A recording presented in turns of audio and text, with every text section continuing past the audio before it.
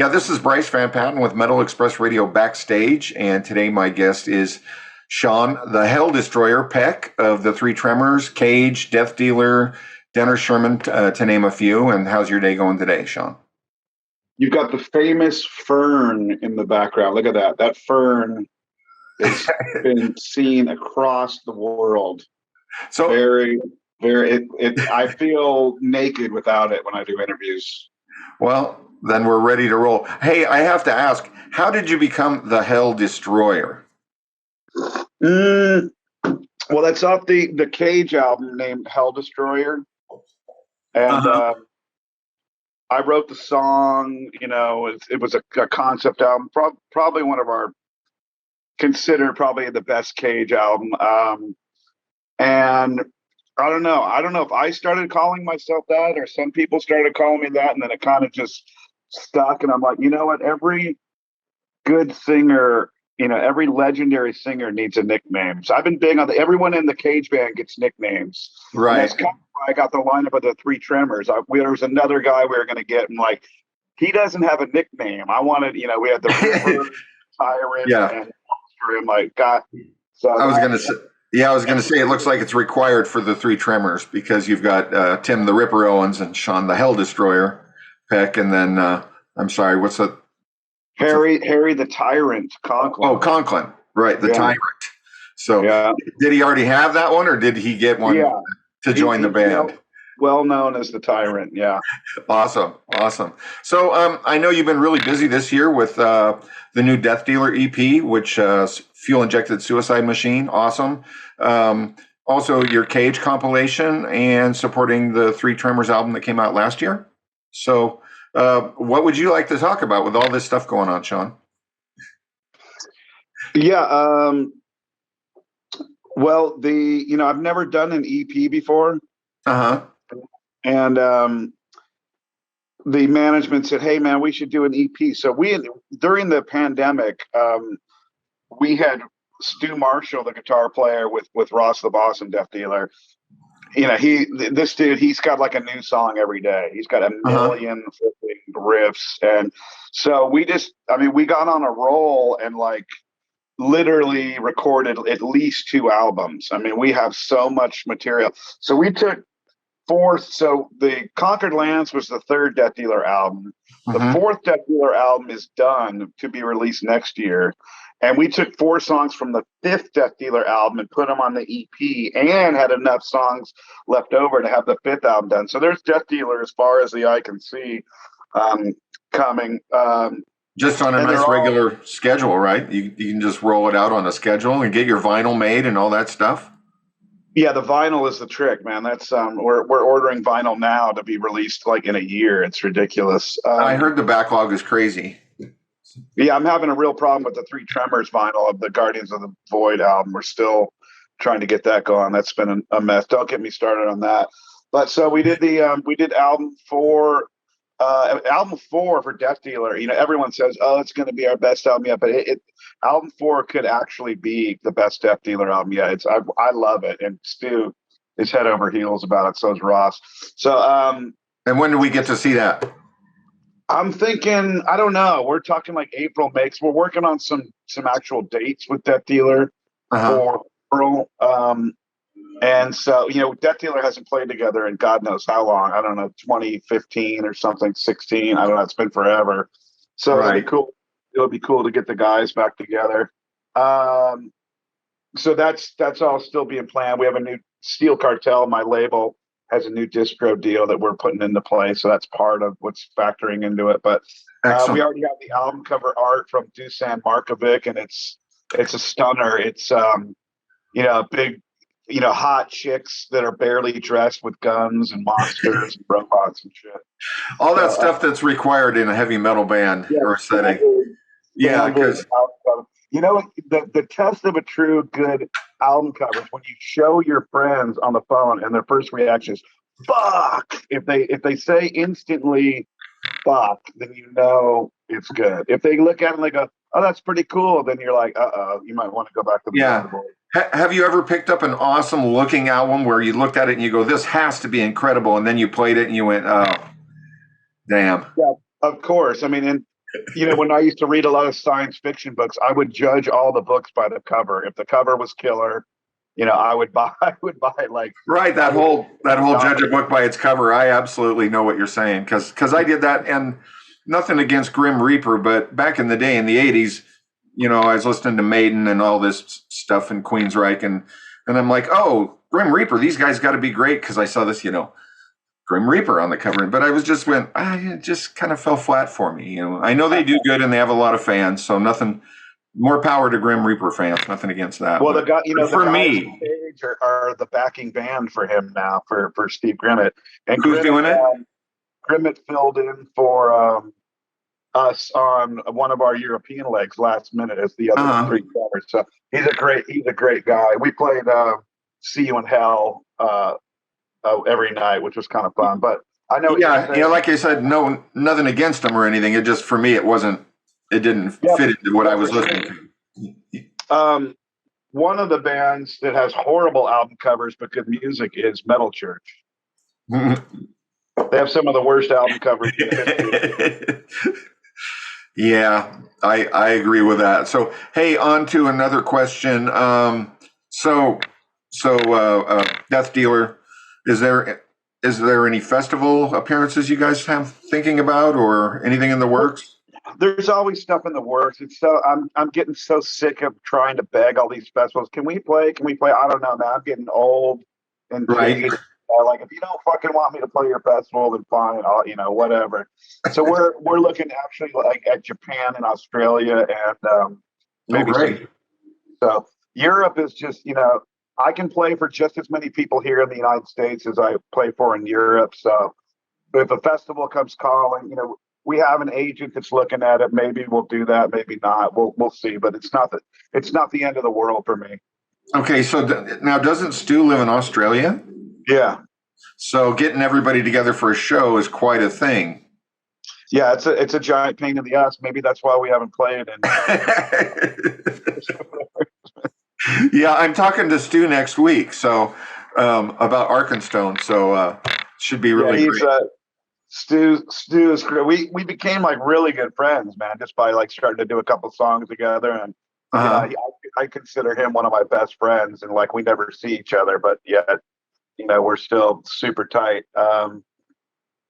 So, anyways, lots of Death Dealer coming, and we have lots of fan support for Death Dealer. Every time we release something, there's a lot of pre-orders, and we always put together some really cool packages. And the Fuel Injected Suicide Machine was a great EP with a couple fast songs and a couple mid-tempo songs. And the main thing of my whole goal and my whole strategy is like it's got to be a good song, man. It's got to have a hook. Right. No matter how fast you're playing or how high you're screaming, if there's no hook or no really cool ripping, me and you probably, we grew up on a heavy dose of, Wasp, Judas Priest, Iron Maiden, and that's Black Sabbath. They all had songs, they all had hooks, and then all the great ripping combined. The essence of heavy metal. That's just what I'm after every time.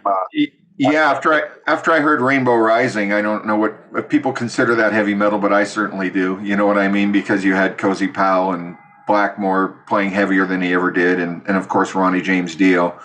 You know what I mean? And so for me, I agree with you 100%.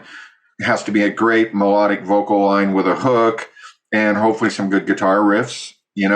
That are going to catch your ear and a blend of the two. And you guys always do a great job at that. So thank you. So I was going to ask, you mentioned, the packaging and your guys' strategy when you sell your music. And we've talked before last year, and I remember you guys mentioning that you don't stream a whole lot of your stuff. You go to sell it. And I think that's an excellent strategy. And I was just going to ask, how has your marketing been working out for Death Dealer and your stuff? Well, a lot of people don't agree with the strategy that are on our team. It's just the way of the world, and right. You gotta go with the flow, and you're a dinosaur, and I really don't give a shit. You got to go with the flow and earn nothing. Yeah, it's just like you spend all this money and all this effort and all this time, and you put your album out and you just give it away for free when it comes out. Like, it's fucking crazy. Yeah, you So get 2,000 streams of a song, and you get about 4 cents or something. I don't give a shit about streams. That's what I mean. I mean, you're never going to make any money streaming anything. So Yeah. So, and it was a big scam how the whole business model came about. But so yeah, we do videos. Those songs not only go to streaming, but everyone on our email list, I send them the MP3 of the song the day the video comes out. Like, here, you can download this to your phone. Here's a digital copy of the song. yeah, own it. Dance, look at the video, and then we just let everybody know, like, you'll never hear this album unless you fucking buy it. So, it's just like when you want to go see the Avengers movie, you have to buy a ticket and go to the theater, or wait 6 months to watch it on HBO. Yeah, you have to pony up. If you support a band, you support their music, then do something about it. Either buy the whole thing as a download, or get a CD, or for Christ's sake, get a cassette or a record. Are you guys doing cassettes? Have not done cassettes yet. I mean, I'm sure that's like I've done socks, underwear, I've done everything. Like cassettes is like the last thing on the list. We're like, what else can we make? So have you done any memory sticks with the music on it or anything like that? Tried anything like that? I did some download cards, but I have a stack of them in my house. So I don't think I'm ever going to do that. They're still, yeah. All those sound like great strategies.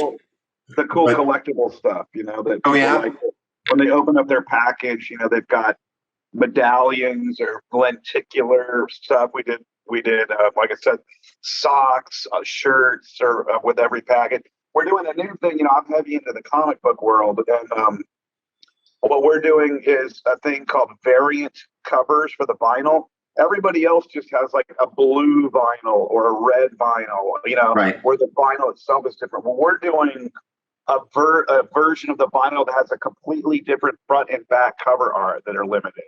So you get the regular one, you get the variant art cover, and then we're also doing ones that are virgins, meaning it's the original cover art but no logo and no title. So nice. I kind of stole that from the comic book world, and that's a great idea. People really dig that, and I'm trying to always innovate in the idea department when it comes to that stuff. No, I'm in agreement 100%. Yeah, I'm into comics. I recently was in college, and I formed a comic book club there, and I drove everybody to put out a school anthology. You know what I mean? Which they actually carried on, and they put it as part of their program there at the school. So I'm gone, but they're still making an anthology every year, because I just thought, you got all these students, you got all these people that love art, got the school pays for it, do it, right? You know what I mean? So yeah, variant covers, great idea. I'm going to ask you, so is there any news with Denner Sherman? Let's talk about that. Well, Denner Sherman is probably never going to happen again, because, Michael Denner just did an interview where he said, not in a million years would I ever be back with Hank Sherman. Okay. I missed that. Sorry. They backstabbed him, basically. Mike, they're doing this Merciful Fate, which they're like, we're not calling it a reunion, we're calling it a whatever the fuck they're calling it. Anyways, resuscitation. They didn't tell Michael Denner anything, and him and Hank had an agreement that they would never do a reunion without each other, and it's weak, man. It's a bunch of it's the most petty band drama ever. It's like Ross the Boss can't be back in Manowar, Michael Denner can't be back in Merciful Fate, KK Downing can't be back in Judas Priest. It's so fucking ridiculous. And yeah, the list goes on. In the middle of all that, I was in it right when it went down, and it was a shock to all of us. But there is something else that we're putting together that involves the remnants of that, which we already have some music. Michael Denner already kind of revealed it on his interview. It's okay. It's me, Denner, and Pete Black from the King Diamond heyday and some other big Right. names. Right. We already have music too, so it's on the slow roll. It's taken a while to get this far, just because of a variety of reasons. But what we have so far will make King Diamond fans fucking lose their minds. I'm telling you, I love. Yeah, I love Pete it's Black and Michael Denner, Pete Black, and you are doing that's so far your project, right?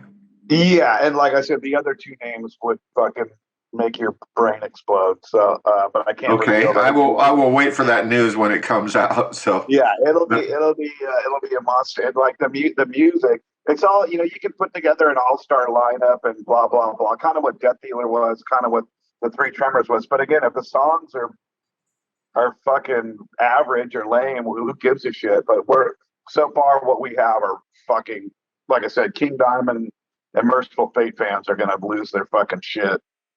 well, I look forward to that because I fall in that category definitely. Um, okay. I was also going to ask you. Yeah. So, Three Tremors. Let's get to that part of the story. What's happening with the Three Tremors?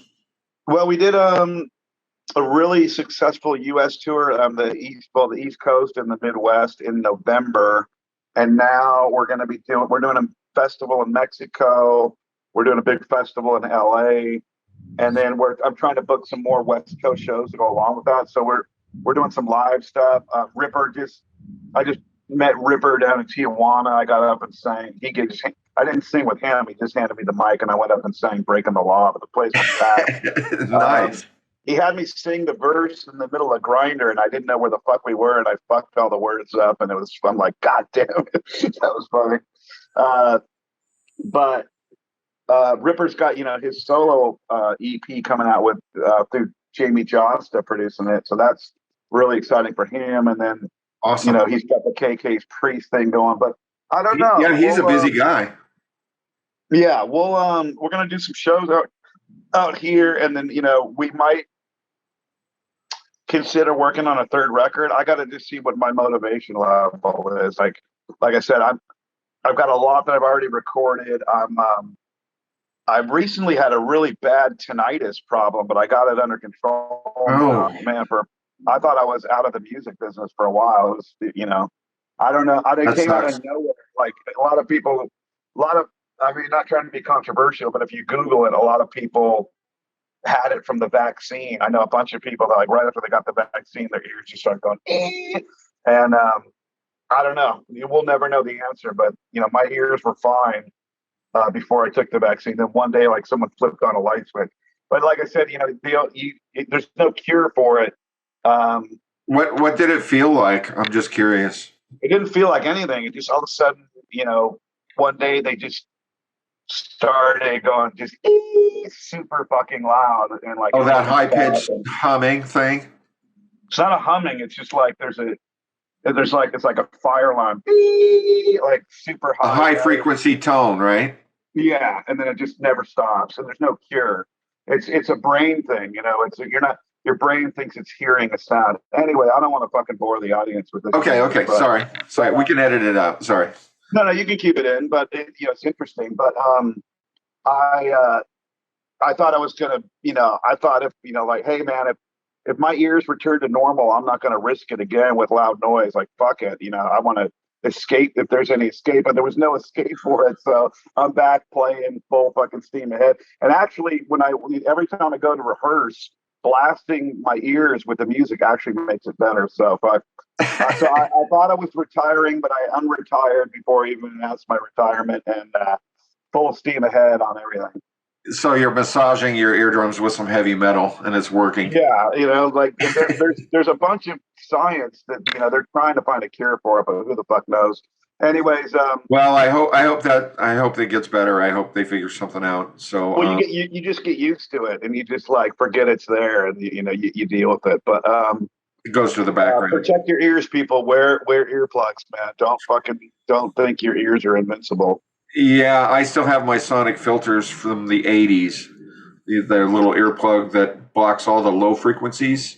And probably work good. I was just at a club that's notorious for having way too much sub going on, right? And I mean, pummels you. And I found them and I wore them to that gig, and it was it was fine. I mean, Beautiful. I could hear all the mid range, and I could hear all the singing and all the guitar playing, and all the vocals and everything, which normally get lost because there's just so much bass in the room, you know. So, but I'm with you. Crank it up loud and wear ear protection all at the same time. So, Yep. Is there, you have any like crazy stories, or like what's the weirdest thing that's happened to you this year, or anything there that you want? Yeah. We're working on a new Cage album finally. I mean, Cage has basically written all the Three Tremors stuff, but we haven't put a Cage album out since 2014, I believe, the Ancient Evil album. So there's, you know, we have a lot of Cage fans because we got, you know, 8 records. Right. And so everywhere we go with the Tremours, it's just like, when's Cage coming? When's Cage coming? I'm like, oh, fuck. It's good to see that you worked all these years. At least someone gives a shit. Yeah. That's great. So we have a lot of material for the new Cage record, but I'm just not quite satisfied with it yet. I mean, it's all really good, but I'm like, you know, like, it's good, but is it, you know, fucking great? So I think we need to write a few more songs, and then we'll finish that. That'll come out next year. Like I said, there's just, you know, just Stu just keeps sending me track after track, and they're all so good. I'm like, fuck, dude, we're gonna have to release like a quadruple album. So. Oh, I lost your audio. Let's see. I've just been. There like you are. I said, I've been deep into this the comic book game on this app called Whatnot, where it's like Twitch meets eBay, and you do live streams and you sell comic books on there. I'm on there as Hell Destroyer Comics, and comic books and heavy metal go hand in hand. Absolutely. And I'm becoming kind of like not famous, but popular on this app because I sit there and I just tell jokes for 4 hours and have people buy comic books from me, and it's a real good opportunity to work on your stand-up comedy shit. And and then they discover they just know me as this comic book guy. Then all of a sudden they see that, you know, I'm this singer dude, and they're like, holy shit. You know, I had someone in there the other day, like, you know, like, do you know any of the guys from Cage? I'm like, yeah, I know some of the guys from Cage, and I'm the singer. They're like, no way. And then I was at the San Diego Comic Convention, which has like 1 billion people in it. Right. And I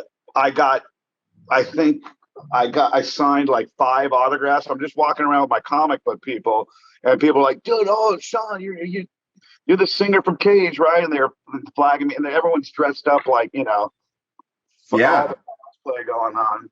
All the cosplay people. Regular clothes. And so I got pulled out of there like 5 times signing autographs and taking pictures on and all my comic book people are like, look at this dude, man. I'm like, that's right. You guys don't know, man. I got another life. Yeah, they should have gave you a booth and just. We had a booth at Comic-Con one year. So we used to do a big metal party every, you know, huge concert. We did it 2 years in a row. One year we had a booth for the first Cage album, and I sold shit ton. I had a freaking bunch of CDs and a CD player with headphones. I go, listen to this for 10 seconds. I bet you buy this record. And it was the opening scream on Shoot to Kill, the opening song on the Unveiled album. And awesome. They would just go, yeah, $10. Boom. We sold hundreds of them there. So that's fantastic. Later, I think, you know, John Schaefer and Ice Dirt was there doing their Dark Saga, the Spawn album that they did. They had a booth too. And that was the first time I discovered who the hell Ice Dirt even was. That's a great concept. That sounds like a lot of fun. So is there anything that we missed that you want to talk about? So, well, you know, I could go on forever and ever. You're a great interviewer. I want to thank you for, you know, all the time. I'm showing a lot of chest hair for the ladies on this. I try not to notice. I just wanted to like thank you. You know, the guys like you that put in all the hard work and, you know, the passion, the love of the music, and, you know, trying to help fans like me spread the word out to some people that might not know who we are. I just wanted to thank you for your time and effort for this, because it's like I said, you know, in the heavy metal world, you know, most of us, you know, if you break even on your band, you're doing good. And so we're Right. slightly above the break-even part. It's taken like 30 years for me to barely make a profit at it by grinding this, but we do it for the love of the music, just like you do it. You know, it's a passion Absolutely. to perform. Performing is the number one fun thing. Talking to cool people like you is the number two best part about Thanks, heavy Sean. metal. And I really appreciate that. yeah, man. And thanks to all the people that have supported us over the years. And we are at steelcartel.com. It's got links to all the band sites, Great. steelcartel.com. The YouTube channel is /steelcartel. There's lots of cool shit on there. There's a new piece of a Death Dealer song on there. I think I got it titled like Longest Highest Scream Ever. There's a piece in there where I do this like 40-second super crazy high note. You might want to check that out. And Awesome. I will. support heavy metal by buying a CD or a shirt or something. Absolutely. Spotify, burn in hell. Yeah, get that trophy. Support your band. Absolutely. Well, thanks again, Sean. Love the music that you make, and keep on it. And we'll talk to you again.